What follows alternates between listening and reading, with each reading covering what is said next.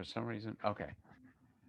Yes, we are recording. So welcome to session number 2 of our Jewish mythology class. We are going to be discussing the Shechinah, who is understood as a feminine aspect of God, the bride of God, depending on which texts you look at. Shechinah is treated in many different ways, but never quite as, I need to do the screen share, never quite as interesting as the one you're seeing now. And this is, I hope everybody can see it. Somebody give me a thumbs up if you can see the slide. Yes, great. So this is a book by Leonard Nimoy. As I said, I think last time, yes, that Leonard Nimoy, a book of photography of images of the Shekhinah. And you can see this little text box I carefully placed right here, which continues to make this at least for the moment, a G-rated presentation, because it is, what she's wearing is quite sheer. Unusual in a book of Judaism, but even more unusual to have tefillin and a rather exposed view. So that'll give you some sense of where we are headed. And I am going to actually keep an eye on the chat. Thank you for people who said record. It would only work if I had my eye on the chat. As I mentioned last time, because of the number of people we have, 61 so far, it's not going to work to have, at least for most of the class, to have people just ask questions live. So if you have a question, feel free to post it in the chat. You can post it to everyone, or you can post it to me, and I will keep an eye on those questions as we go. So as I mentioned last time, for copies of the texts and for the recording, you can go to my website. My website is just my last name, lotker.com. Here's the main page. Click on classes, and you will see a link to register for the class. And what I'm doing is, for every one of the texts in the class, I'm also posting a copy of the text and all of the commentary in this wonderful book, The Tree of Souls. In some cases, I'll be showing some of the commentary tonight, but it's extensive. And if you want to really dig into the texts, you will at least have that resource. And I will be recording each session and posting the recordings. So I want to point out that there are lots of collections of texts about Jewish mythology. And Erwin, I do see your hand up, but I'm not, if you have a question, post it in chat. So there are lots of different collections. This is a very famous one. It's 6 volumes and an index, and it goes basically through right from creation to Esther, and it just contains lots and lots of midrashim. Let me just ask Erwin. Erwin, what's going on? What can I do to help you? You need to unmute yourself if you're going to say something. Okay, I'm going to keep going. So that's one classic source. Since this is 6 volumes and an index, he also published a version which was much more abbreviated in one text called Legends of the Bible. And then this is an amazing book called The Book of Legends, very extensive collection of midrash, and also has an extensive, it gives you extensive sources. So there's no end to finding this material. And the nice thing is, many of these books, including the main book we're using, The Tree of Souls, you can get electronically if, to save a considerable amount of money. And Howard Schwartz, who is the author of this book, has just a few other books on Jewish mythology. And here are a few of them.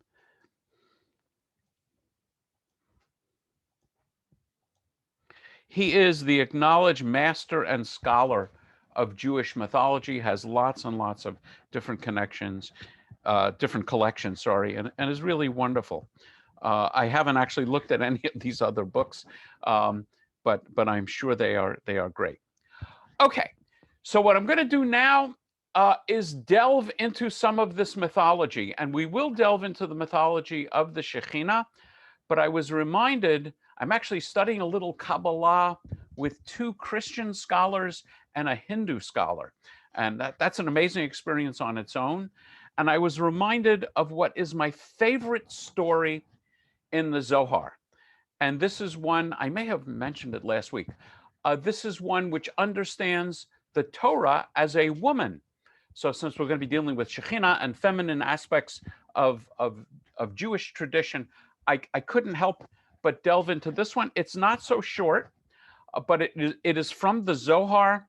And the Zohar is the central text of Jewish mysticism, and it's structured as a commentary on the Torah or on the Bible, and it has to do with a key rabbi, Rabbi Yochanan ben Zakkai. No, not Rabbi Yochanan ben Zakkai. Rabbi Shimon bar Yochai, in the 2nd century, wandering the Galilee with his disciples. If this sounds familiar to some of you, a rabbi wandering the Galilee with his disciples, it's not accidental. And that's a whole other interesting subject in itself. So one of the images here is the rabbis being driven around by supposedly an illiterate and uneducated a donkey driver. And typically the donkey drivers are understood to be the wisest and the most insightful. So I'm just going to read a little bit, and this is actually edited from the version I have. Rabbi Chia and Rabbi Yossi met one night in the Tower of Tyre. They stayed there as guests, delighting in each other. Rabbi Yossi said, "I'm so glad to see the face of the Shekhinah. For just now, the whole way here, I was pestered by an old man, a donkey driver, who kept asking me riddles the whole way." This image, as we'll see, of seeing the Shekhinah is when we study Torah, when we get insights into the nature of Torah, it's understood that the presence of God, the Shekhinah, is with us. So this is what the old man asked as one of his riddles. Who is a ravishing maiden without eyes, her body concealed and revealed? She comes out in the morning and is hidden all day. She adorns herself with adornments that are not. All this he asked along the way, and I was annoyed. Now I can relax. If we had been together, we would have engaged in words of Torah instead of strange words of chaos. Rabbi Yossi said, of all the words I heard you say, there was one that really amazed me. Either you said it out of folly or they are empty words. The old man said, and which one is that? He said, the one about the ravishing maiden. And so the old man who has now showed up and is explaining these riddles is going to start explaining. And yeah, Bob asked, is the Torah of a feminine form? The word Torah is a feminine word. So the old man starts explaining, human beings are so confused in their minds. They do not see the way of truth in Torah. She calls out to them every day in love, but they do not want to turn their heads. She removes a word from her sheath. It is seen for a moment, then quickly hides away. But she does so only for those who know her intimately. A parable, to what can this be compared? To a beloved, ravishing maiden hidden deep within her palace. She has one lover, unknown to anyone, hidden too. Out of love for her, this lover passes by her gate constantly, lifting his eyes to every side. Knowing that her lover hovers about her gate constantly, what does she do? She opens a little window in her hidden palace, revealing her face to her lover, then swiftly withdraws, concealing herself. No one near him sees or reflects. Only the lover, and his heart and his soul and everything within him flow out to her. He knows that out of love for him, she revealed herself for that one moment to awaken love in him.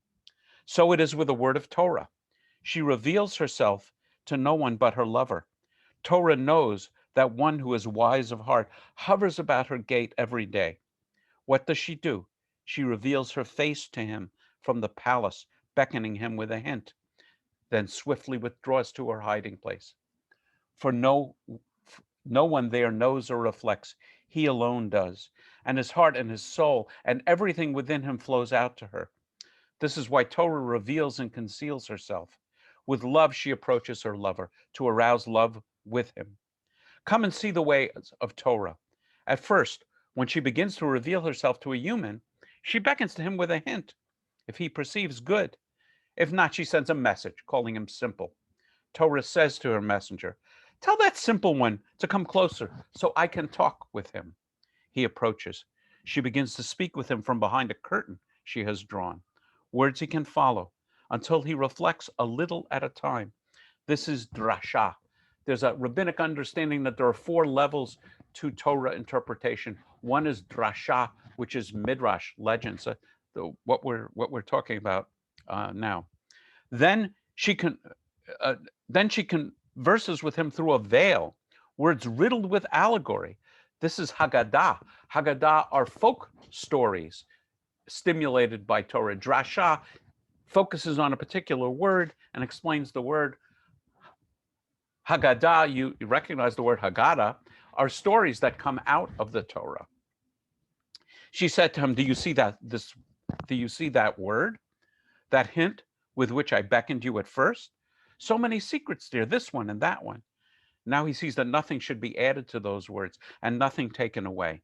That is the pshat of the verse, just like it is. Another level of interpretation, simply to read the simple meaning of the text called the pshat. Human beings must become aware, pursuing Torah, to become her lovers. The old man was silent for a moment.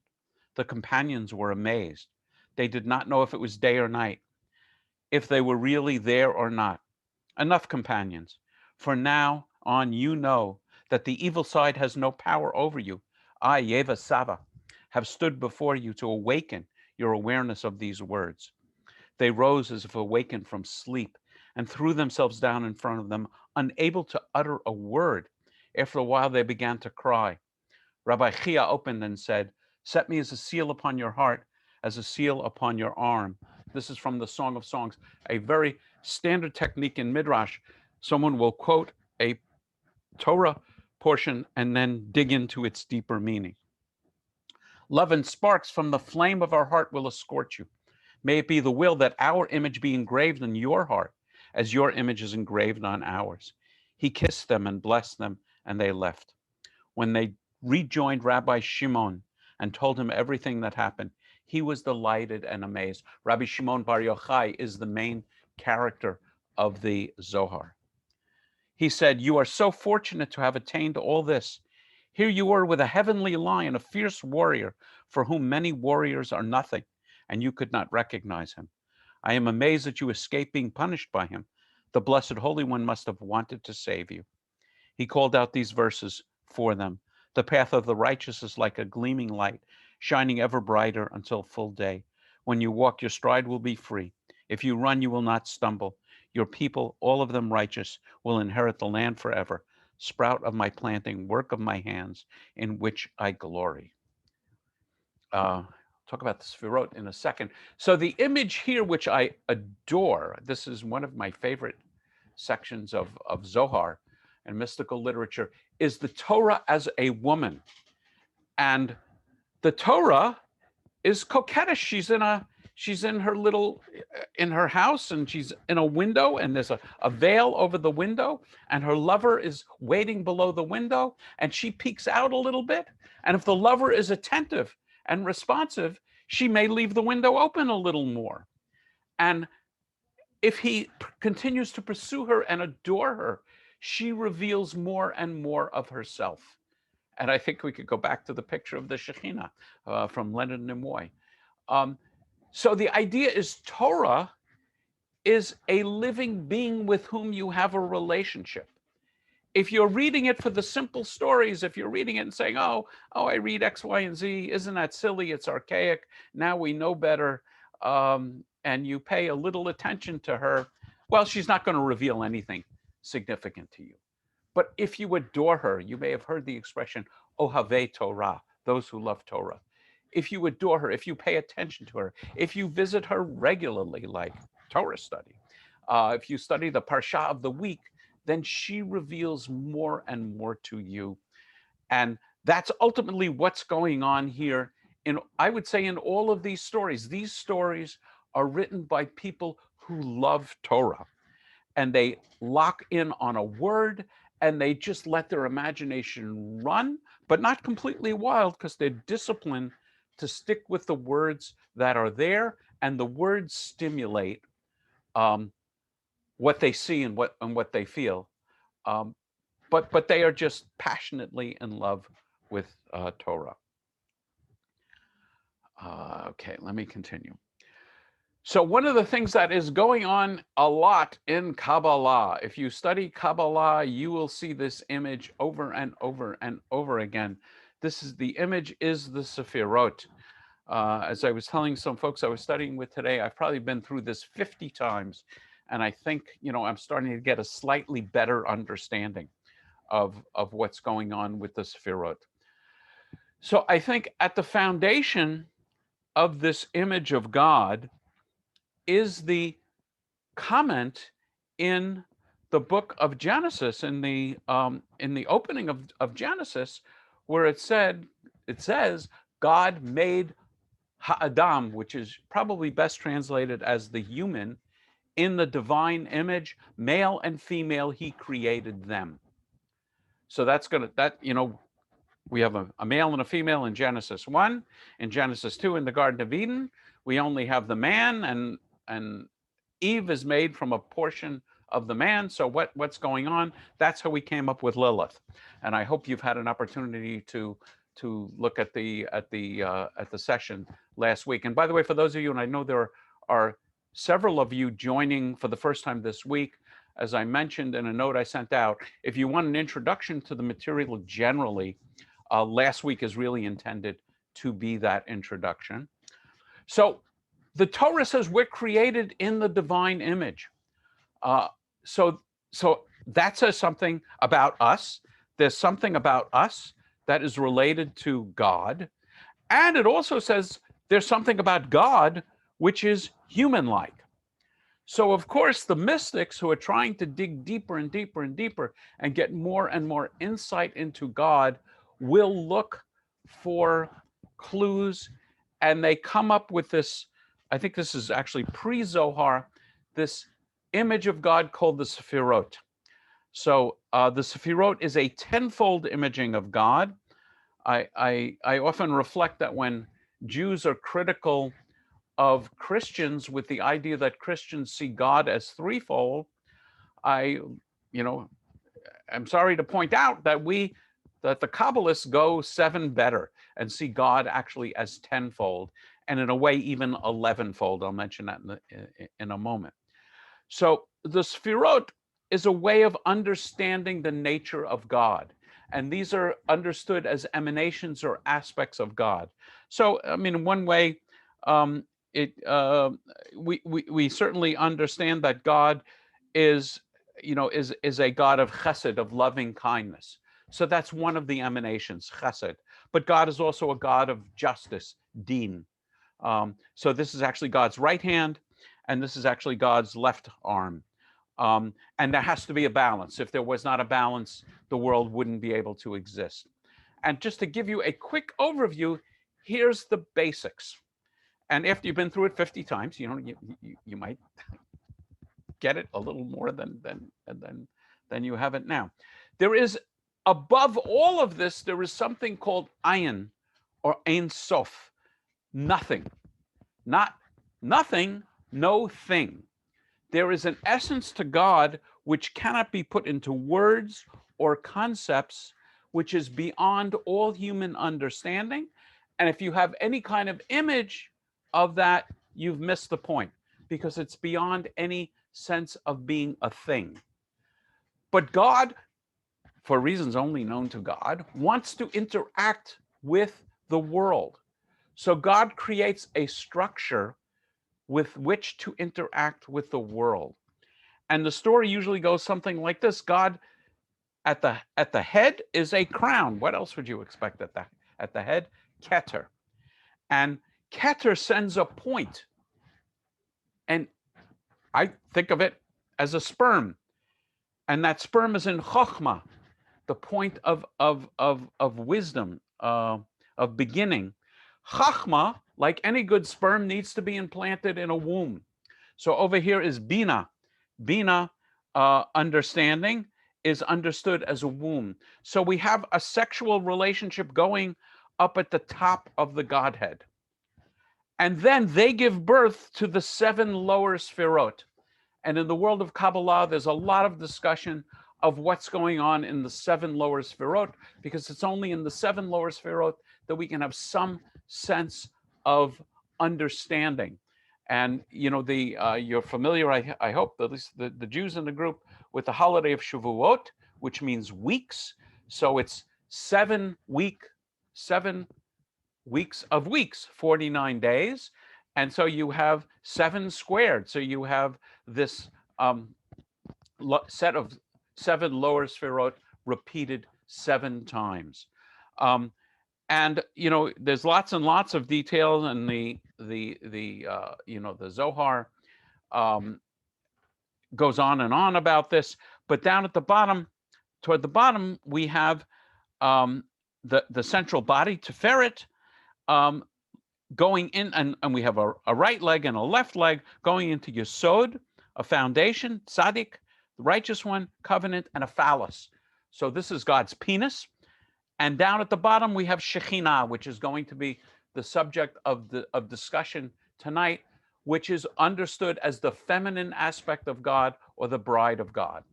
Now, in the Bible, the understanding, when you hear the word Shekhinah in the Bible, it is simply the presence of God.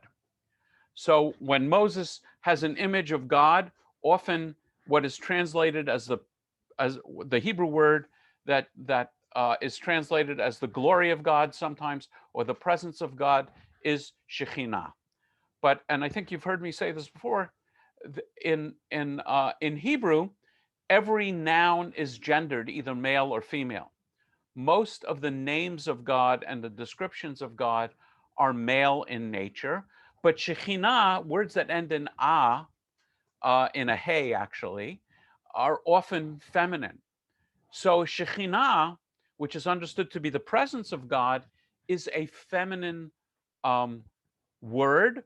So again, the mystics are going to go deeply into this idea of the feminine, and and you'll see it in the stories, in the myths that I'm going to read. The feminine aspect of God is the presence of God in this world, the one that we have most contact with. And so there's a sexual relationship going on down here, just as there's a sexual relationship going on up here. And I'm not sure if this is my own mind working. You can make a judgment of what kind of mind that is. Or I don't know that I've read this in actually Kabbalistic sources. Sexuality is both stuff that happens down below and also up above. So this is sort of the ethereal sexual coupling of God. And down here we have a graphic, and you'll see some examples of that graphic nature of the coupling of God's male and female aspects. So I'm just glancing at some of the questions. It reminds you of chakras. I don't know much about chakras, Gigi, but I'll take your word for it. A date for the Zohar. Is it possible to give a date for the Zohar? Yes and no. So if you take the traditional understanding of the Zohar, if you ask a Kabbalist, a Chabad rabbi, that rabbi will tell you the Zohar was written in the 2nd and 3rd century by Rabbi Shimon Bar Yochai, who lived at that time, and we know he's one of the rabbis that we read about in the Mishnah, and that's a mystical commentary that seems to take place at that time. It's written in Aramaic, and it's written in the style of Aramaic that was used at that time. Except if you study it very, very carefully, you will see some medieval Spanish words creeping in. So scholars, I would say, are in agreement that it was written about 1,000 years later in Spain by the school of Rabbi Moshe de Leon, or Rabbi Moshe de Leon himself. And it's a work of pseudepigrapha. Pseudepigrapha is the opposite of plagiarism. In plagiarism, you copy someone else's work and claim it as your own. In pseudepigrapha, you write something and you claim someone else wrote it. Now, why would anyone do that? The answer is, if I have a text which I claim is 2,000 years old, back in one of the central rabbis of the Mishnah, that's an important text. If I'm just saying, well, I've written some interesting ideas, that's not such an important text. Now, there are others who would argue that Moshe de Leon channeled the Rabbi Shimon. So it was actually written by him, but it was channeled mystically into the mind of Moshe de Leon. But anyway, it first starts appearing in the 1200s, 1300s. Okay, so let's continue. This idea actually appears in traditional prayer books. So this is from an art scroll, an Orthodox prayer book, and this is from the morning service. In this case, since we're putting on tefillin, it would not be a Shabbat service. It would be a weekday service. We don't put on tefillin on Shabbat, but there's a similar one for just the tallis. So in English, here's the idea. Here's the idea, gang. The idea is when we do mitzvot, this is a mystical insight. When we do mitzvot, we are healing the world. In the Reform community, we make a big deal out of something we call tikkun olam, the repair of the world. And it is a big deal. In the Reform world, we tend to think of that as social justice, feeding the hungry, clothing the naked, getting medications out to people, doing good works in the world.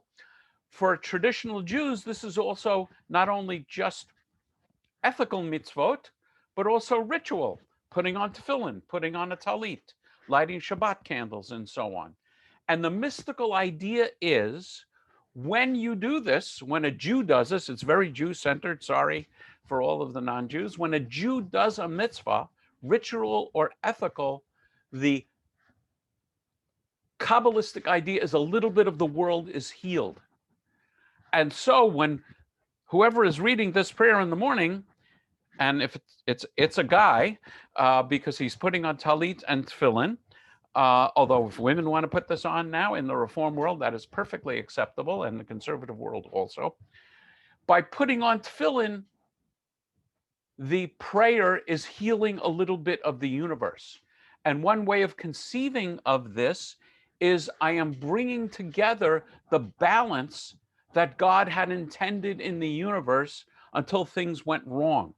And one way of imaging that is bringing God's male and female aspects together. Bayom hahu yihya Adonai echad u'shemo echad, we sing at the end of every service. On that day, someday in the future, yihya Adonai echad, God will be one, u'shemo echad, and God's name will be one. Keep that name item in mind. So I'm going to read in English. For the sake of the unification of the Holy One, blessed be he and his presence. The Hebrew word for presence here is Shechinah. This, I think, is in Aramaic. In fear and love to unify the name, Yud K with Vav K. Now, they're really talking about Yud Hey, Vav Hey, but because the name is so pious, they don't even want to write it out. So they write, instead of Hey, they write K. To unify the name in perfect unity in the name of all Israel. And here's it's actually written out in the Hebrew, Yud Hey and Vav Hey. So this is the understanding that we're bringing God and his bride together by doing mitzvot, and thereby healing the unity of the world. So Suzanne wrote, so woman is below. Shechinah is at the bottom of the Sephirot, but she's also at the top in Bina, and she is the one who contacts the world. So she is the one with whom we have the most immediate relationship. Whoops. Okay, I don't know if I went too, no, okay. Okay, myths of the Shekhinah. So this one, and I know you probably can't read the commentary, but I'll read some of the commentary. So in this case, I'm actually reading both the text in Schwartz's book and his commentary. Creation of the Shechinah. God's heavenly treasures were hidden in the inmost of many chambers. They could not be revealed to anyone, for they were too well hidden. So God decided to bring together his heavenly treasures in his daughter, the Shechinah. That way he would make them available to the world, but only to those who knew where they could be found. So God saw to it that his daughter, the Shechinah, contained within herself all the paths of wisdom. Whoever knows those paths has access to God and to all heavenly wisdom. And whoever would like to fashion those paths must turn to her for help, for only she knows where God has hidden his heavenly treasures. So the way of contacting and being in relationship with God is through the Shechinah. And in this case, it's God's daughter, not God's bride. This myth is presented in the form of a parable in Sefer HaBahir. Sefer HaBahir is a text which is even older than the Zohar, where God is identified as king, as in standard rabbinic parables about God. His daughter is the Shechinah. Despite the allegorical format, the myth being conveyed is quite apparent. It is the myth of a divine pair. But here the male and female are both somehow contained within the same mythic figure. Thus, God contains both the male and the female elements, even though they may appear to act independently of each other. Here, monotheism reclaims the wholeness of God, no matter how many aspects of God are portrayed. From this perspective, dualism itself becomes a form of monotheism. This paradox makes it possible to define a divinity capable of changing his mind, could have masculine and feminine aspects, and still be considered a single divine being. The concept that God has a masculine and feminine aspect is explicitly stated in the Zohar.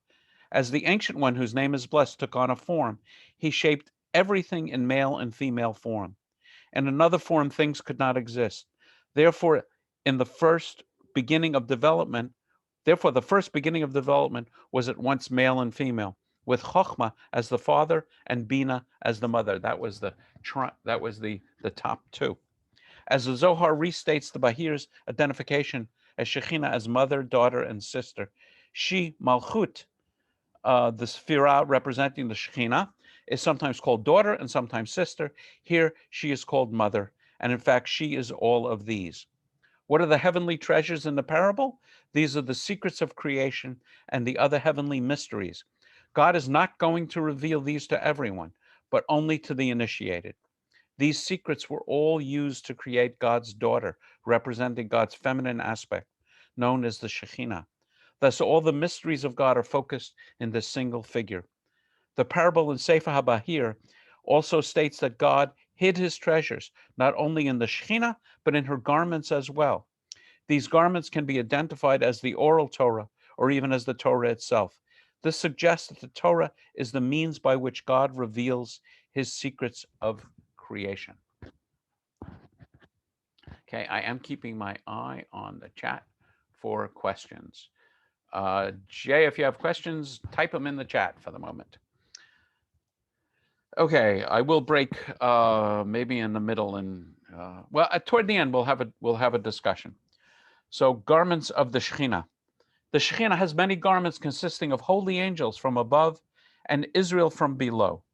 From these garments, God created the throne of glory, as well as heaven and earth and all the creatures therein. The robe of the Shekhinah is made of light. The light of the first day is reflected from that robe. The Shekhinah wears that robe whenever Israel gives forth light through good deeds.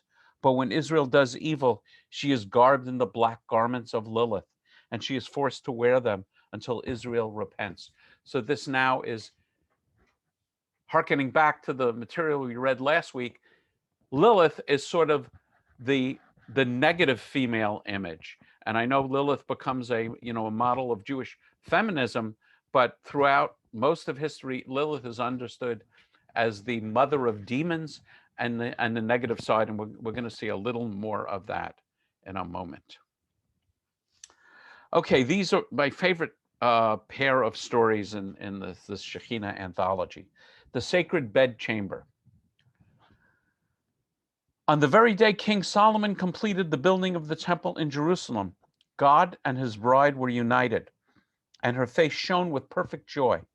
Then there was joy for all above and below. Remember, Solomon is the one who builds the temple in Jerusalem. The Ten Commandments are given to Moses, and the Torah is given to Moses. It's in the Ark of the Covenant. It is travels with the Israelites for 40 years, goes into the Holy Land with Joshua leading the way. There's a conquest of Canaan, and ultimately there are judges. There's a whole book of judges that goes on for, I don't know, 100, 200 years. And then we start having kings, King Saul, King David. And David is not allowed to build the temple because he is a man of war, whereas his son Shlomo, the word Shlomo, Solomon, means his peace. So Shlomo is the one who is allowed to build the temple. And we get this image that with the temple, God is whole. God, Bayom Hahu Yeh Echad U'Shemo Echad. God is truly one. His male and female aspects are combined. Let's see. How are we to understand the Shekinah if we think of God as incorporeal? We are not to think of God as incorporeal. That's a very rational approach typified by Maimonides. So the idea of Maimonides is God is so beyond understanding, we should think of God only as spiritual. The mystics, I would say, go overboard on the other end. So rather than saying God is so unknowable that we should only think of God as spirit, the mystics would say, yes, that's true for Ayin, for Ein Sof, at the very top of the Sfirot. But for the other images, we're going to have hundreds of images of God, and each one will give us a different insight. So we're going to learn some insights, according to the mystics, into the nature of God, if we think of God as not only being corporal, but being male and female and being sexual. So as long as the temple stood, I'm in the second paragraph here, it served as the sacred bedchamber of God, the king, and his bride, the Shechinah. Every midnight she would enter through the place of the Holy of Holies, and she and God would celebrate their joyous union. The loving embrace of the king and his queen assured the well-being not only of Israel, but also of the whole world. The king would come to the queen and lie in her arms, and all that she asked of him he would fulfill. He placed his left arm under her head, his right arm embraced her, and he let her enjoy his strength. Their pleasure in each other was indescribable. He made his home with her, and he took his delight between her breasts. They lay in tight embrace, her image impressed on his body like a seal, imprinted upon a page, as it is written, "Set me as a seal upon your heart," from the Song of Songs. As long as the temple stood, the king would come down from his heavenly abode every midnight to seek out his bride and enjoy her in their sacred bedchamber. But when the temple was destroyed, the Shechinah went into exile, and bride and groom were torn apart. So we're going to read what happens then. The lament of the Shechinah. So this is now after the destruction of the temple. And let's see, the other one, yeah, this is all from the Zohar. Since the destruction of the temple, the Shekhinah descends night after night to the place of the temple and enters the Holy of Holies. And he sees that her dwelling house and her couch are ruined and soiled. And she wanders up and down. Let me just get rid of this. She wanders up and down. Where am I? Wails and laments and weeps bitterly. She looks at the place of her cherubs and lifts up her voice and says, my couch, my dwelling place, where my husband would come to me and lie in my arms. And all that I asked of him, he would give me. My couch, do you not remember how I came to you in joy and contentment? And how those youths, the cherubim, came to me, beating their wings in welcome. To remind you, on top of the Ark of the Covenant are two keruvim, cherubs. They probably don't look like fat little Valentine's Day images, but they have wings, and the wings are extended toward each other. And we are told in the text that God speaks to Moses from between the cherubs. How has the Ark of the Covenant, which stood here come to be forgotten. From here went forth nourishment for all the world, and light and blessing to all. Now I seek my husband in every place, but he is not here. My husband, where have you gone? Do you not remember how you held your left arm beneath my head, and your right arm embraced me? And you vowed that you would never cease loving me, and now you have forgotten me. The overriding image here is a divine divorce, is the idea that God and the Shechinah are estranged from each other. And in one of the texts that I think we'll see, the understanding here is the Jews, because of our sins, have been expelled from the land of Israel. Okay, that's basically the rabbinic understanding of why the temple was destroyed and why we are now in diaspora. We are in diaspora because we screwed up. We haven't lived up to the commandments. We haven't lived up to God's expectations. And therefore, we have been sent off into exile. And so the image is, and I think there's a specific story about this, God so loves the Jewish people that God wants to go into exile. He's exiled, he's kicked out his children, but he so loves his children, he's going to go into exile with us. And of course, which aspect of God will go into exile with God's children? The Shechinah. So the Shechinah is wandering with the Jewish people, longing for the day when the temple will be restored and her sacred bedchamber will be no longer in ruins, but be beautiful once again, and God and his Shekhinah can once again engage in loving embrace. And the inspiration for a lot of this idea is the Song of the Songs. The Song of the Songs, Shir HaShirim, is erotic love poetry. And of course, the rabbis would never, in fact, one of the rabbis, Akiva, says, anybody who thinks this is sort of a bawdy drinking song forfeits their share in the world to come. So the rabbis absolutely understand this as an allegory of the love between God and Israel, or when we get into the Kabbalistic notions, it's really the love between God and his Shekhinah. Question, I don't think we should politicize the Shekhinah. She is too holy. I'm not sure. I don't know if Jane, you want to explain what you mean by politicize the Shekhinah. You can unmute yourself. I'm really curious. What I meant is that I'm hearing a lot of what I would call feminist criticism of the Bible, which has a validity. But it seems to me that this topic is very mystical. This is the first time I've been exposed to it. And I'm finding that I'm objecting to that kind of viewpoint with it. I think we should really delve into it, just like we delve into Torah.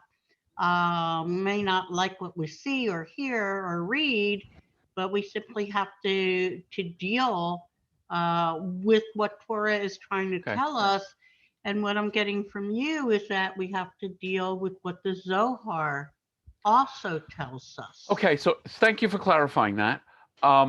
What I would say is, and I think I mentioned this last week, but I'm not sure, all my classes look the same. I sit in front of the screen, so I have trouble remembering what I said when.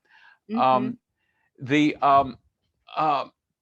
of my beloved teachers, Judith Abrams, a teacher of Talmud of blessed memory, would point out this text was written by men for men. It is male-centered, and that's true.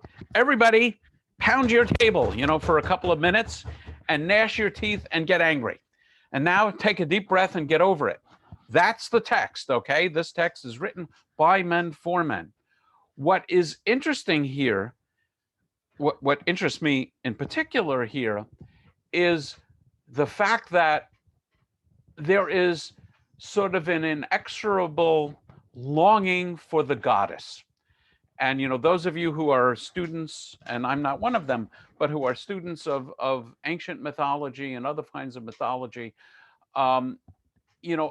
there's always a goddess, there's always a feminine aspect, and we see this even, in gods found in Israelite homes in Israel. So this is what the mystics do with that longing. They incorporate the goddess into God. And I also think one of the things that's going on here is these mystical rabbis understand the power of the sexual urge. And so they basically are imaging that our love for God ought to be with all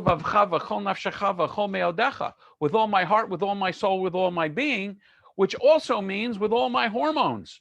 There's theology and then there's endocrinology. And why should we leave out the hormone system in our longing for and our love for God? So I love that that these texts are not embarrassed to be sexual. Let's take a couple of comments. Jay, yes. You're muted. Thank you. Let me tell you what's bothering me about this. Go back a couple to, I think it was 71 or 72, where they were called the Shekinah, his daughter. Is what? His daughter. Yes. Now he's sleeping with her. Yes, it's a feminine image. Hold on. This is like. Hold on. I understand. Yeah, I don't want to engage in lengthy debate at this point. We'll discuss things at more length after the class. Just understand that we are understanding the feminine aspect of the Godhead, and in some sense, the feminine aspect is treated as a daughter, in some aspects treated as a sister, in some aspects treated as a spouse and a lover. And there's different kinds of love and different kinds of attraction. Even in the Torah, Abraham and Isaac both present their wives as their sister, as you remember. But you're right, it's puzzling. Now Lilith comes after this lady, right? I don't know what you mean by after. Well, Shekinah went down below, supposedly, and Lilith came up and took her place. We studied that last week. Yes, there is a myth, but remember, this whole thing is myths. Right, and they don't necessarily agree with each other. So there's all kinds of myths. So a person like me sits there and gets very confused. Yes, that I agree with. Robin, you're muted. My sense is that we, and I'm not saying male or female, that as we are separating ourselves from the Torah, we are giving her up. We are not seeking to love the words and the images and the teachings of the Torah. That we as Israelites, as a people, are walking away. And so we're losing that. I mean, a lot of us who are here, obviously, I know we're all in Torah study and different kinds of studies, but I have a different sense of it. Yeah, so I don't disagree, and that's why I presented that myth of the Ravishing Maiden. So I know people who think that God is silly, God is a ridiculous story. God is a crutch for people who can't deal with life. And my guess is these people haven't paid a whole lot of attention to the nature of God and spent time focusing on that. And the image of the Ravishing Maiden is, if there's a woman and you glance at her and you say, huh, that's nice, and then you walk by, well, she's not going to pay any attention to you. So the myth here, which I like, and I found that experientially to be true for me, is that if I love this woman, this Torah, then the more I love her, the more she reveals herself to me, and the more intimate we become. And and clearly I'm using sexual language because it's a language of powerful intimacy. And at least in the Zohar and in the mystical literature, they are not embarrassed about that kind of language. The Zemans mentioned this explains the Orthodox emphasis on the importance of restoring the temple, enabling God and Shekinah to unite. Yes. So the rabbis did something amazing with the destruction of the temple. I attended a lecture last night, virtual lecture on Yochanan ben Zakkai, who was the genius who kept Judaism going with the destruction of the temple. And he did two things. He accommodated the reality that the Romans were going to destroy the temple and take over. So he said, you know what, we're going to abandon the temple as the center of Judaism, and we're going to replace it with Torah study and mitzvot and Talmud and so on. But on the other hand, we're never giving up on Israel.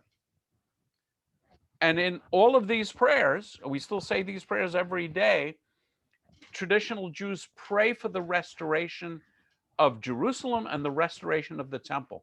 So we remained focused on that Davidic dream that there will be a king of Israel someday on the throne, talking now about traditional Judaism, as well as the idea that we're going to pray and study, and we're really not sacrificing lambs and rams and, you know, and birds and things. So Judaism retained both of these elements, and they thereby became the only culture to survive intact for all these years. Let me continue with a little more Shekhinah. The exile of the Shekinah. This is going to get into the theme that I just mentioned. When the temple was still standing, Israel would perform their rites and bring offerings and sacrifices, and the Shekinah rested upon them in the temple, like a mother hovering over her children. And all faces were resplendent with light, so that there was blessing both above and below. When the temple was destroyed, the Shekinah came and went up to all those places where she used to dwell, and she would weep for her house and for Israel, who had gone into exile, and for all the righteous and pious ones who had perished. At that time, the Holy One, blessed be He, questioned the Shekinah and said to her, "What ails you?" And she replied, weeping, "My children are in exile, and the sanctuary has been burnt, so why should I remain here? Now that the temple is destroyed and the Shekinah is with Israel in exile, there is no joy to be found above or below." So the commentary talks about the Shekinah as an independent mythical figure. The story also resembles the conflict between an angry couple where the wife leaves the husband and accompanies the children, here the children of Israel. From the perspective of the Zohar, the fact that the Shekinah accompanied Israel is evidence of God's attachment to Israel. All the time Israel was in exile, the Shekinah was in exile with them. And since the Shekinah was with them, God remembered them to do good to them and to bring them out of exile. I'm going to just continue with some of the texts. The suffering of the Shekinah. Wherever Israel is exiled, the Shekinah is exiled with them and suffers with them. Those who are in this bitter exile should not be concerned with their personal distress, but should only lament the exile of the Shekinah. For through Torah study and prayer, one is able to repair the limbs of the Shekinah that were shattered in exile. The face of the Shekinah. In the days of Moses, even the ordinary Israelite had the privilege of being spoken to by the Shekinah face to face. In latter times, not even Ezekiel, the prophet, was accorded this privilege. It is said that whoever leaves the synagogue and enters a house of study to engage in the study of Torah will have the merit of seeing the face of the Shekinah. So too, when scholars discuss the Torah, they often behold the face of the Shekinah and are surrounded with fire. Such was the case when Rabbi Chia came to visit Rabbi Shimon Bar Yochai. Again, Shimon Bar Yochai, the central sage of the Zohar. As he passed the window, he saw a fiery curtain inside the house, with the Shekinah on one side of the curtain and Rabbi Shimon Bar Yochai on the other. They were studying Torah that way, and Rabbi Shimon's countenance was aflame with the intoxication of the Torah. Rabbi Chia was so electrified by the sight that he could not even knock on the door. All at once the door opened and Rabbi Chia looked inside. As he did, he glimpsed the face of the Shekinah, and he lowered his eyes and stood frozen in place. When Rabbi Shimon Bar Yochai saw that Rabbi Chia had been struck dumb, he said to his son Rabbi Eliezer, "Go to Rabbi Chia and pass your hand over his mouth." Eliezer did this, and at last Rabbi Chia recovered his senses. Some say that to see the righteous and saintly sages of one's generation is to see the very face of the Shekhinah. Why are these called the faces of the Shekhinah? Because the Shekhinah is hidden in them, and they reveal her. This much is certain.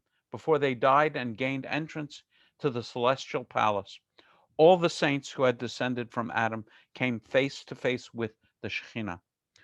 Of them it is said, a cord of the divine will has been grasped here on earth.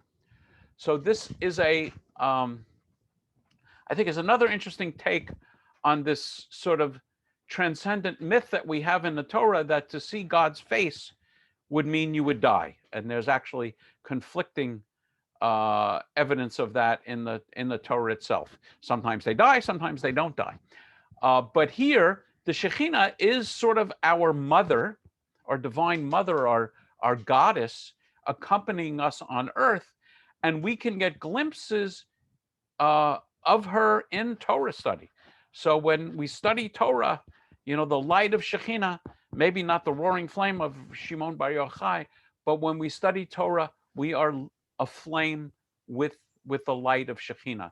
And there is this imagery that when you study Torah together, we actually were reading about this in Talmud study, that the Shekhinah is present.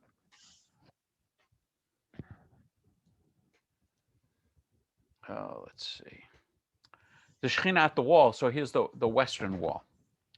The Shekhinah is said to hover over the Wailing Wall, and she doesn't move from there. The northern corner of the wall is where the Shekhinah reveals herself. Whoever desires to see the face of the Shekhinah must devote his life to the study of Torah. Very few have been found worthy to see the Shekhinah hovering over the wall.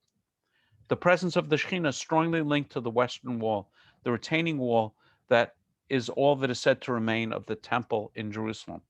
There are many accounts in rabbinic texts and Jewish folklore about visions or encounters with the Shekhinah at the wall. But only those who have truly studied Torah are considered worthy of seeing the Shekhinah. I will just show you some pictures of the wall.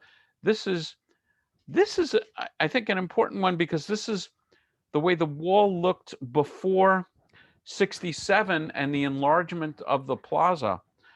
It was actually a very narrow area, and it was one of the areas that Jews were allowed to come, different ages, different kinds of rules, to pray for the restoration of the temple. And it's a little hard to tell, but during these times, men and women prayed together. I think most of you are familiar with this idea of putting notes in the wall and this sense of connection to God in the Western Wall. And then here's the Western Wall Plaza, pretty much as it exists today, the Dome of the Rock over here, the Western Wall Plaza here. So this whole area were Arab homes. When the Israelis gained control over the old city of Jerusalem in 67, they decided to basically destroy all of these homes and to build this plaza where many people could worship at the Western Wall. I do want to take a look at some of the questions. So Bob Grossman asks, if the Shekhinah is with the people, why do evil and destructive events occur through time? Yeah, this is the problem. I think basically is the understanding is free will. We have the ability to choose good or evil. We are in the presence of God. The understanding, certainly the mystic understanding, is God needs us to restore the harmony. I think for me, one of the most astounding insights of Kabbalah, and we'll see that when we talk about Messiah, one of the most astounding insights of Kabbalah is God is incapable of redeeming the world without us. We are God's vehicle for redeeming the world. That is pretty astounding. And so why don't we do it? Because we have free will. We can build, in the usual phrase that I often use, we can build gas chambers or we can build hospitals. God has given us the intellect to do what we need to do. Whether we do it or not, is up to us. I mean, just a modern example, we are told that if for 3 or 4 weeks we would all wear masks all the time in public, we could probably put a major crimp in this disease. And then you look at the images of people partying, after the Super Bowl. So we have free will.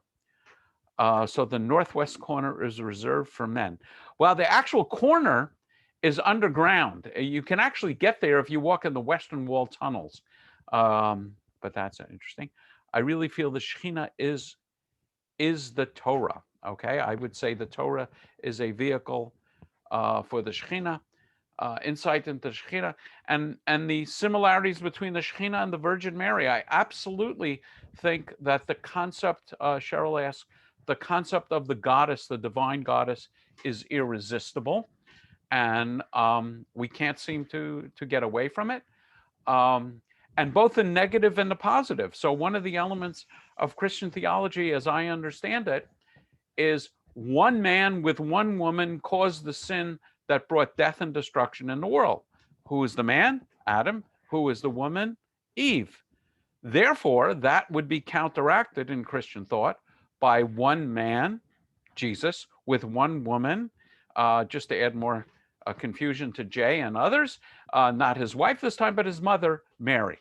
So there definitely is this continuing thought in religious circle of the divine goddess, but when we get into the world of monotheism, it gets a little problematic, because the question is, how do we finesse the idea of having both a god and a goddess and still stay monotheistic?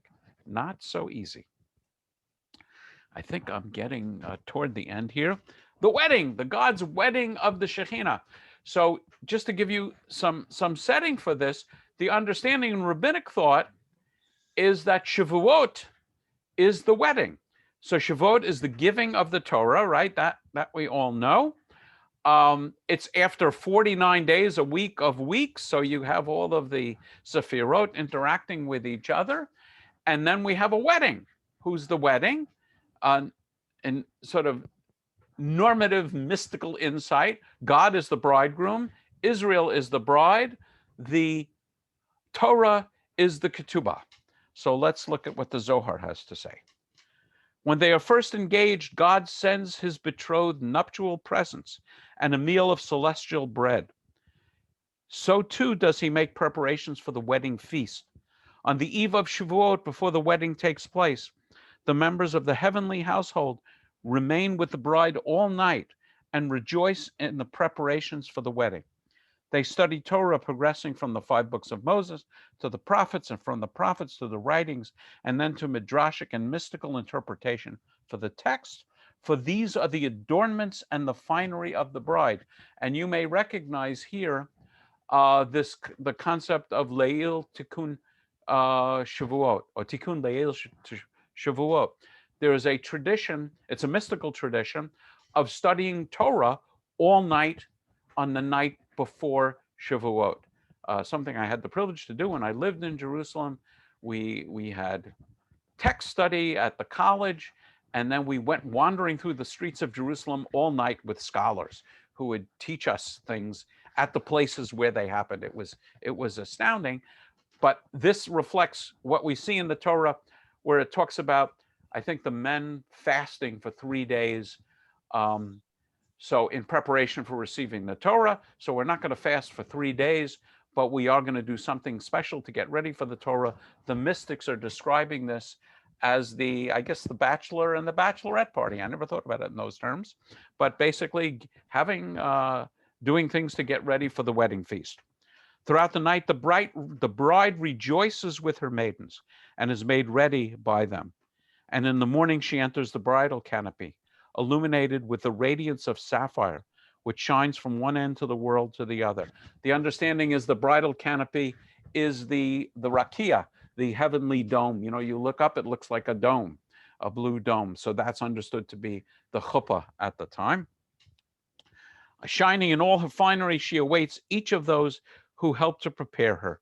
And at the moment when the sun enters the bridal canopy and illumines her, All her companions are identified by name, and God inquires after them and blesses them, and crowns them with bridal crowns, and blessed is their portion. Then the bridegroom enters the bridal canopy, and he offers the 7 nuptial blessings and unites with his bride, joining with the queen in perfect union. And the heavens declare the glory of God, in the psalm. So 7 blessings, a wedding is created with 7 blessings. 7, again, a magic number in Judaism, 7 days of the week. We observe mourning period for Shiva. Shiva is simply the Hebrew word for 7. And I'm going to look at some of the questions. What about the similarities between Shechinah and the One as the ultimate aim of contemplation in Greek philosophy? Plato's Symposium. This is a good question. I have no idea what the answer is. Reached by ascension of a ladder between the sensory and the divine, only reached through the mind through contemplation. What I would say is my understanding of Greek philosophy, which is not extensive, is that it tends to idealize the spiritual and relegate the physical to a sort of a lesser level. Whereas I think these texts are not denigrating the physical at all. But I don't know the answer to the question as presented. The Sabbath Bride. So one of the extensions of this is the idea of the Sabbath Bride. And as I think, I guess I really should have put it on a slide. As most of you know, the hymn Lecha Dodi is "Come my bride, come my beloved." So there's an image of the way I often describe it is written by the Kabbalists in Tzfat. I think the commentary will point this out, that we await the Sabbath bride with the same eagerness that a bridegroom awaits his bride on their wedding night. Every 7th day, 7 again, her coronation takes place. Before the start of the ceremony, the dwelling place is prepared like a chamber of a bridegroom set to receive his bride. Meanwhile, the bride herself remains alone, separated from the forces of evil. There she adorns herself with a crown for the holy king and prepares herself for the union. Then, as the Sabbath begins, the radiant bride is escorted by angels on high. Shalom Aleichem, Malachei Hasharet. Shalom Aleichem, peace to you, welcome. Malachei Hasharet, ministry angels. Malachei Elyon, angels of Elyon, the Most High. Then as the Sabbath begins, the radiant bride is escorted by angels on high and Israel below, and she is ushered into Israel's abode to be in their midst. There she is crowned by the prayers of the holy people, and they in turn are adorned with new souls, so that they are all united above and below. I think I mentioned one of the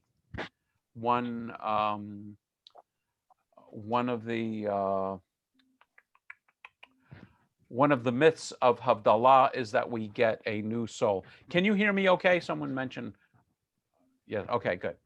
And let's see, Erwin asked, God never said we come to dwell amongst you. I don't understand the question. Maybe we can clarify it later. Well, okay.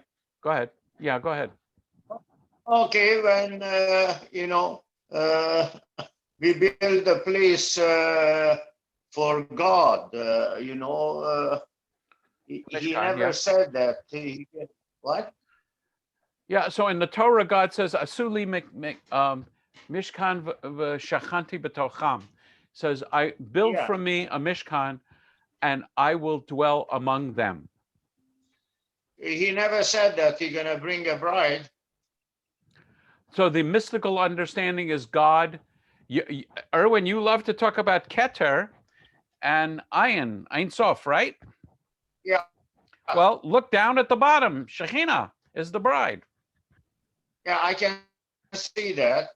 Okay, well, there it is.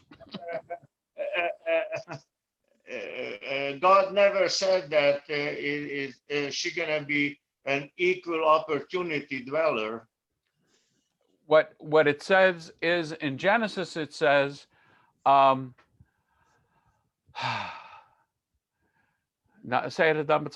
us create the human, male and in our image, male and female, he created them. So from the moment of creation of the human created in the divine image, the human was to have male and female characteristics. So that's where the mystics, I would say, start these stories. Let me read the commentary here. I'm almost done with my texts. This describes a mythical ceremony that is part coronation and part wedding between God and his bride, the Shechinah. The union, clearly intended to be understood as a sexual union between God and his bride, comes close to portraying them as independent mythic beings. This one passage from the Zohar can be subjected to many interpretations. It might be viewed as the union between two of the 10 Sefirot, those representing the marriage of the king and his bride. At the same time, it can also be an enthronement myth as well as a wedding. This heavenly ceremony is paralleled on earth by the ritual of Kabbalat Shabbat, going out to greet the Sabbath Queen at the beginning of the Sabbath. The Ari and his followers wore white and left the city of Sfat to go into the fields to welcome the Sabbath Queen. Thus heaven turns to earth and earth to heaven, and they meet in a rare union of peace, which is the Sabbath. And there's another entry. And some of you may know the Kabbalistic practice of a special mitzvah, sometimes called a double mitzvah, of partners making love on Friday night. And so the understanding here, as I understand it, is if we are God's shadow, if the shadow does something, if I'm looking at a shadow and the shadow is waving like this, I can pretty much infer that the thing making the shadow is also waving, right? So if we are God's shadow and we're making love and combining male and female, sorry, for this is not keeping with understanding, but I would say partners joining, different partners joining in this world, since we are God's shadow, that in effect forces God's aspects to join in the heavens. And that's one of the images and why the special significance of partners making love on Friday night has a special significance, because of this idea that we are in effect forcing an increased unity in the Godhead. I think I am almost done. So here's a beautiful image. I actually got permission of the artist to include this as the Sabbath Bride. Okay, so just for fun, Hamantashen and the Shechinah. So here's an article you can look up by Ariel Kaplan. Yes, there's a reason Hamantashen look like vaginas. Hamantashen don't look anything like Haman's ears. Hamantashen don't look anything like Haman's pockets. You figure it out. And if that article isn't enough, from Lilith magazine, spring 1968, a Hamantashen is not Haman's pocket. That's phony. It's a cosmic womb, a triangle with dots, seeds inside. It represents something sacred and female. So you can, I think you can find this material online. Lilith magazine, spring 1968. And next time, I think we'll all go to hell. Some of you may think we're already there. So I will discontinue the sharing. Who are the Ari? Oh, thank you. Yes, the Ari is an acronym for the Ashkenazi Rebbe Yitzchak.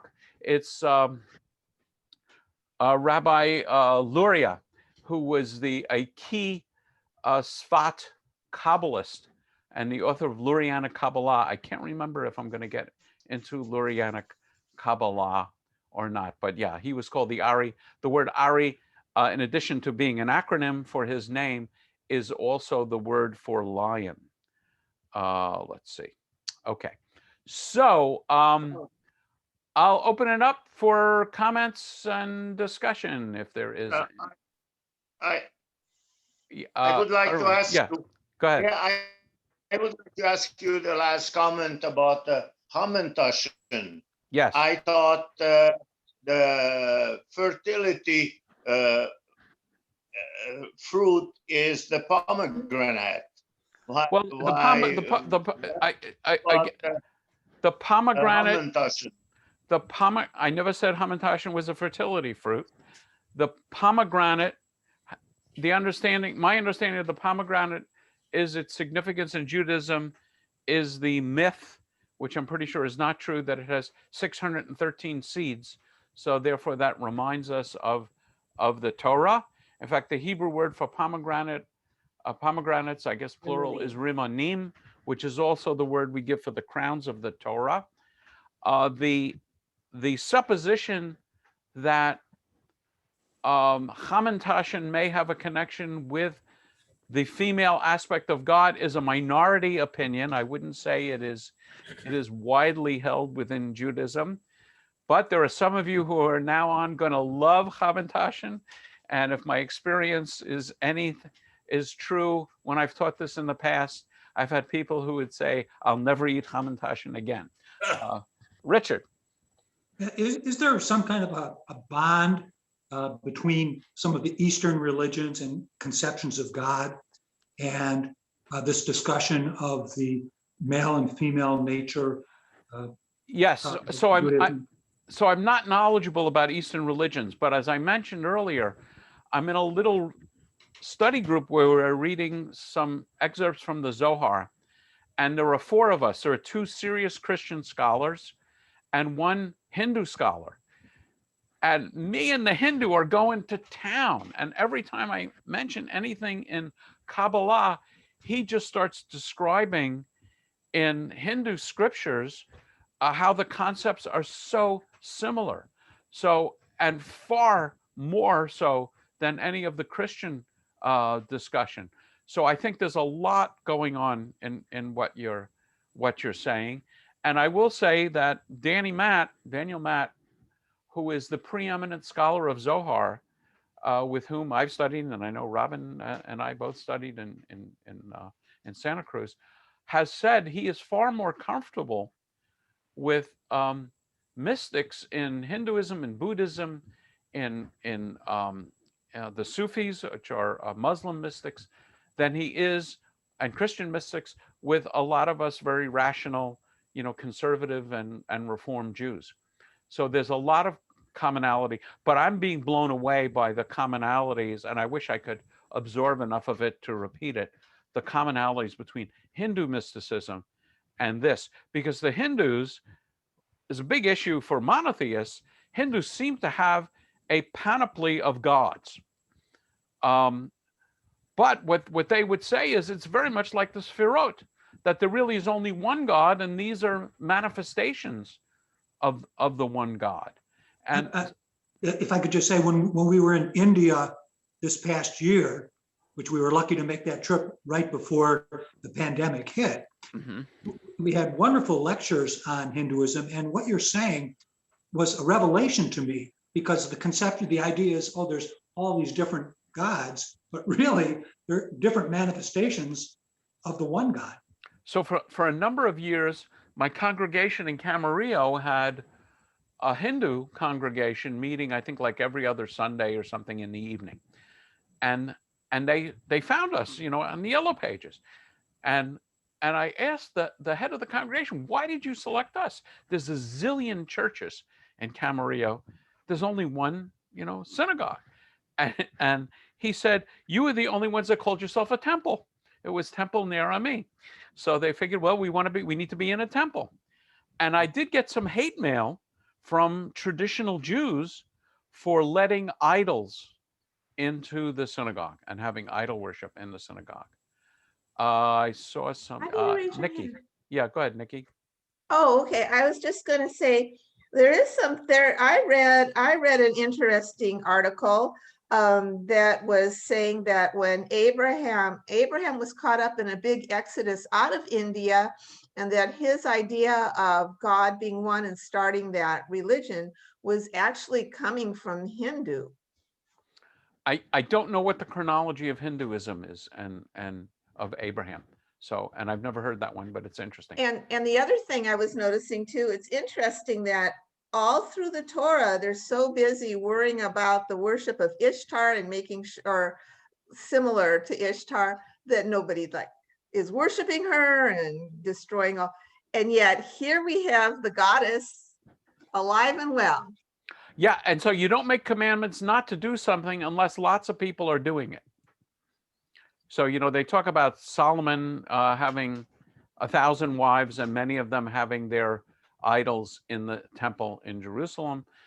In the story of Rachel, she hides her idols under her menstrual cloth so they won't go looking for them. So yeah, whenever you see a commandment against something, you can be darn sure people are doing it. You don't have to command against things that aren't being done. So I will call William and then Murray. Bill. Bill Garlington here. I've done quite a bit of study of Hindu mysticism, Yes, great. especially in relationship to Krishna. And what you were speaking of tonight strikes me so similar to the Krishna Radha story, especially the notion of separation. And the interesting thing about it's called vraha in Sanskrit. What's interesting is that the separation increases love. Now, when you say the separation of what from what? Of the female from the male, the gopis from Krishna. If you've ever been to an Indian restaurant, you probably see Krishna dancing with all the female figures in a big circle. That's when they're united. But then he goes away. Oh, interesting. And they all long for him. And some of the greatest mystical poetry is about that longing, that desire to return to Krishna. Interesting. Yeah, I'm being blown away by this little study group that we have. Murray. I heard about what you said about or somebody said about God being one or manifestations of one. And I mean, first of all, in my opinion, these are all just manifestations of our own imaginations. You know, something to keep pass the time other than watching your sheep in fields to tell some stories. But regarding the Shekinah, how many kids does she have? I mean, are there any God Juniors out there? So, I mean, that's the whole point of a marriage. You're supposed to multiply. Yeah, so the Godhead is the Godhead. I don't, other than a general idea that people are the children of God, which is something, you know, we hear a lot. I think if you take the imagery too literally, you lose the power of the imagery. So, and you know, with regard to the comment that these are all sort of idle dwellings of people that didn't have anything better to do, yeah, if that's true, I'm not sure why you would be interested in them. But evidently, you know, everybody's interested in a good story, especially if it goes into theaters next year. And many of these stories have been in the theaters. Yes, they have. Okay, Jay and then Nikki. Rabbi, I'm going to try one more time. Tell me, I'm confused. When Lilith came to God to take Shekhinah's place, we studied that last week. Yes. I'm assuming he slept with her. I'm assuming he put his left hand one place and his right hand another place. I don't know. Am I trying to dig too deep into these stories? No, there's no such thing as digging too deep. But I mean, the only thing I know about those stories is what I've read in this book. And I haven't seen any representation of God, the male aspect of God, connecting with Lilith. I just haven't seen that. Now, you know, you can write your own stories or try and find those stories. I just haven't seen that. Lilith is in one image is presented sort of as the temptress, the negative, the other woman. Yeah. I am happy to report that not every other woman enters into a sexual relationship with the other man. And so I don't know if there are myths of that nature and whether they're explored. I just plain don't know. What are your feelings that these things do have like no answers? I'm sorry, I don't understand the question. Well, when a story comes up, you look for an answer. I look for an answer. Maybe I shouldn't be looking for an answer. The question, so I look at these stories. You tonight. Hold on. I look at these stories as helping me gain insight into the nature of God and our people's historic understanding of God. Not every story for me has to have an answer. There's a picture that the Zemans are holding up of a nice couple. Oh, in India, yeah, nice. Yeah, not every story raises a question or has an answer, and so anyway, that's the issue for me. For me, the overriding issue here is that God is complex, and that the relationship with God is not just in Judaism and in Jewish tradition is not just purely spiritual and chaste, but it has sexual overtones that the mystics, these rabbis, the guys that wrote Lecha Dodi, longed for God like a bridegroom longing for a bride. With the same intensity, maybe not with the same endocrinology, but with the same intensity and the same fervor. And people get, I don't know if you know this, but people get excited over football games. Did you know this? People get excited over baseball games, which I would argue haven't. I mean, I love watching sports. Golf. Michael. Yes, golf. There's my. But understanding the deepest truths of existence, if I can get excited over Sandy Koufax, how much more so do I get excited over trying to get insights into the deepest truths of existence? Let's see. Nikki, go ahead. So here it says here, origins of Hinduism. Most scholars believe Hinduism started somewhere between 2300 BC and 1500 BC in the Indus Valley. Mm-hmm. Isn't that about when Abraham was? Yes. Yeah. Yes. But I don't take the stories of Abraham literally. So that's again one of my issues. There's no evidence, there's no archaeological evidence for any of those stories. So we start seeing archaeology reflecting Jewish input around 3,000 years ago, around 1000 BCE. But it doesn't surprise me at all that we have similar stories coming out of the same part of the world at the same time. Yes. Well, similar stories. If you this one book I keep reading over and over is called When God Was a Woman. Mm-hmm. And all of these stories from way back in the mythology of way early people, this is all just being reworked again with God, with the whole sisters and wives and mates of God, quote unquote. Mm-hmm. It's all in the pagan religions. Yeah. So and so therefore, I don't think we should be terribly surprised to see it in Judaism. And what I think is that the Greek ideas of separating the carnal from the spiritual were sort of embarrassed about these things. So if we're going to have a goddess, she better be a virgin. I'm thinking now of Mary.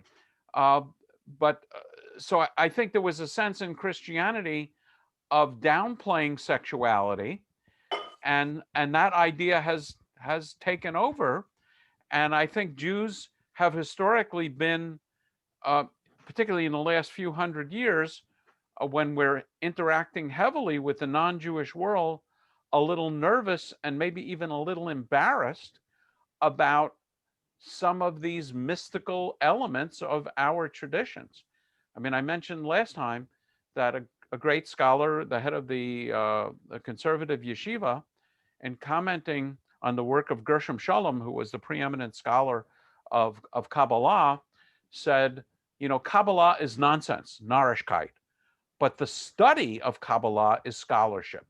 So as long as we just study it, it's okay. But to think that it might actually influence our practice, that made, I think, modern Jews of the last 100 years, 150 years, a little nervous and self-conscious.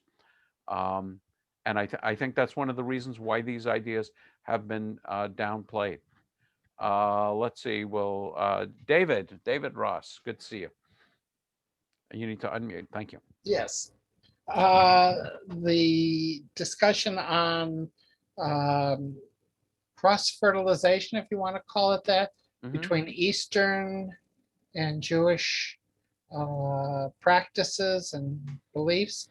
After last week's presentation, which we picked up via YouTube afterwards, you mentioned amulets and the Hamza.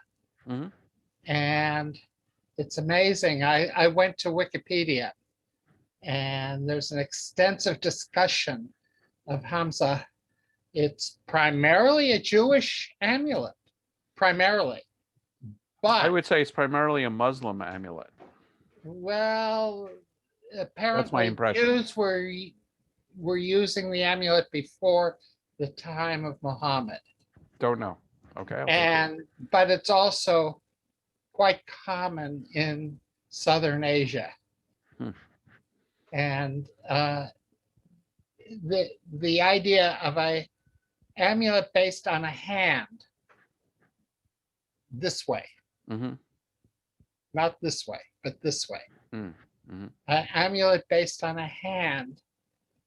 There are so many variations of it across Asia and into Africa, but it seems to have started with Judaism. Yeah, and I think there's an article in, is it this month's, I think Robin, you sent it to me, Hadassah online magazine. There's an article on the Hamsa. And I think many of you know my wife is Moroccan and Sephardic. And in the Sephardic tradition, she literally had never heard of 18 as a special number, like for gifts and things of Chai. But in her world, everybody would focus on units of 5. And where we would say Kanahara, poo poo poo, the Sephardim, they hold up their hand and they say Hamsa, Hamsa, Hamsa as a protection. It's a protecting hand of God.